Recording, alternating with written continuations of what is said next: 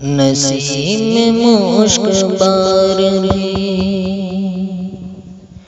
کیوں آج سوگوار ہے، یہ کون چل بسایا حراک اشک بار ہے، یہ کون چل بسایا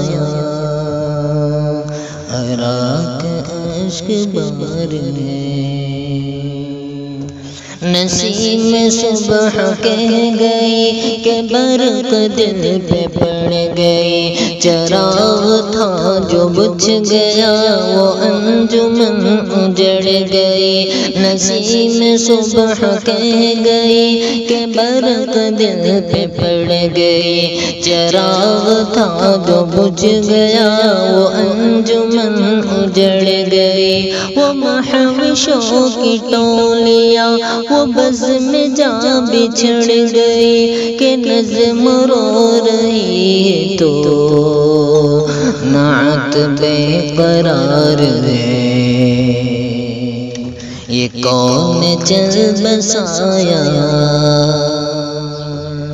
حراک اشک بار ہے۔ یہاں چمن میں بلبلیں تڑپ رہی ہیں، دیکھ لو ہے تتلیاں بھی دم بخود، ذرا انہیں بھی دیکھ لو۔ غموں سے چور چور ہم اٹھو ہمیں بھی دیکھ لو، کلیجہ غم سے پھٹ گیا یہ دل بھی اب فغار ہے،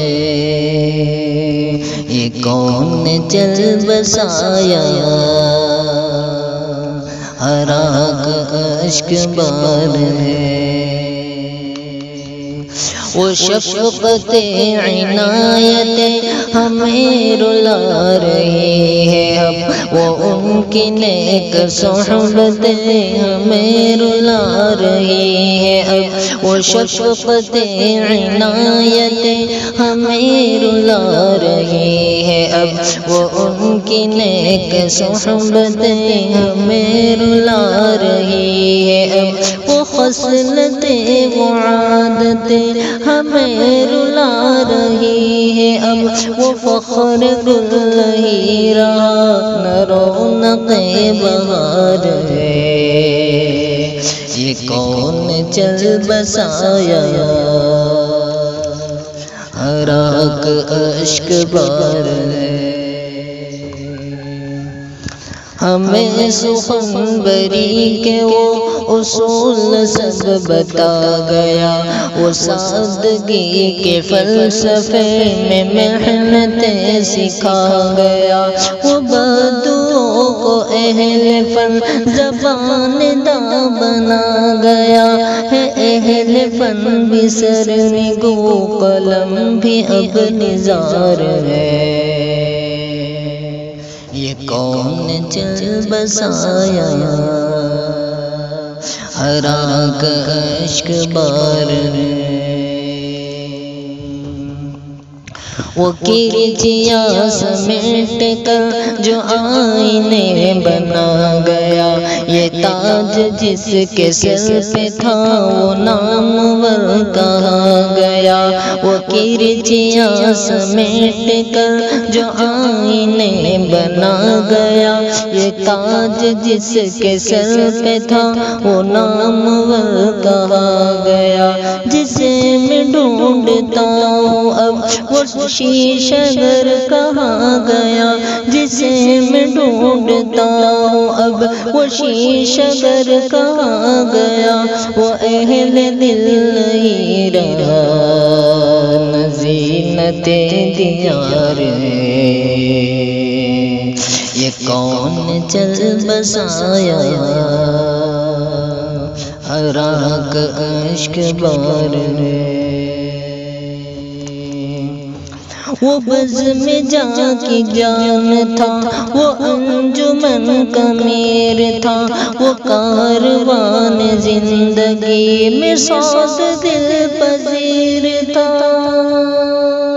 وہ بز میں میں جان کی جان تھا، وہ انجمن کا میر تھا، وہ کاروان زندگی میں سوگ دل پذیر تھا، کمال اس کی ذات تھی، وہ خود بھی ایک نذیر تھا، کہاں چلا گیا ہے وہ کہ اپنا حال زار ہے،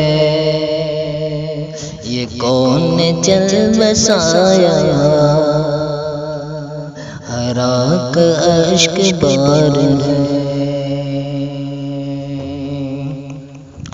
ثمر میری دعا ہے یہ کہ قبر میں قرار ہو، جہاں چلے گئے وہ حضور کا دیوار ہو۔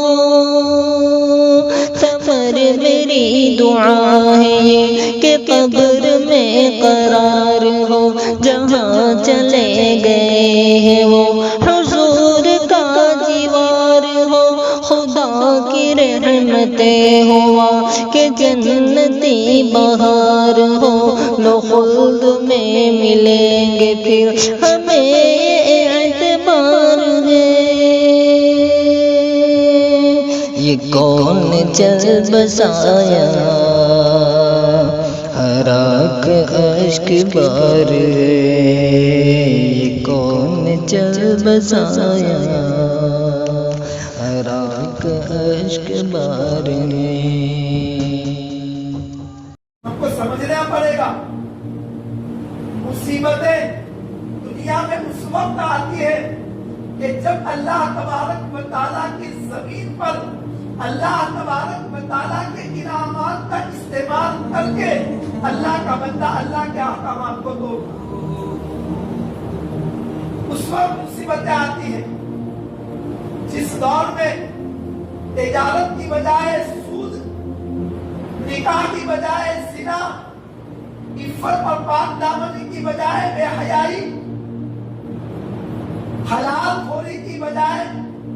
سود خوری، رشوت، یہ جب عام ہوتی چلی جائے گی تو اللہ تبارک و تعالیٰ کی طرف سے مصیبتیں اور تکلیفیں آئیں گی۔ اس لیے ضرورت ہے اس بات کی کہ کسی اور کے گھر کا جائزہ لینے کی ضرورت نہیں ہے۔ میرے دسترخوان پر، میرے گھر میں، میری دکان میں، میری سوسائٹی میں، میرے یہاں شادی ہو رہی ہو، اس وقت ہم اللہ کے احکامات کو توڑ رہے ہیں یا اللہ کے احکامات کو جو ہے بجا آوری کر رہے ہیں۔ اسی وقت مصیبت آتی ہے جب اللہ تبارک و تعالیٰ کے احکامات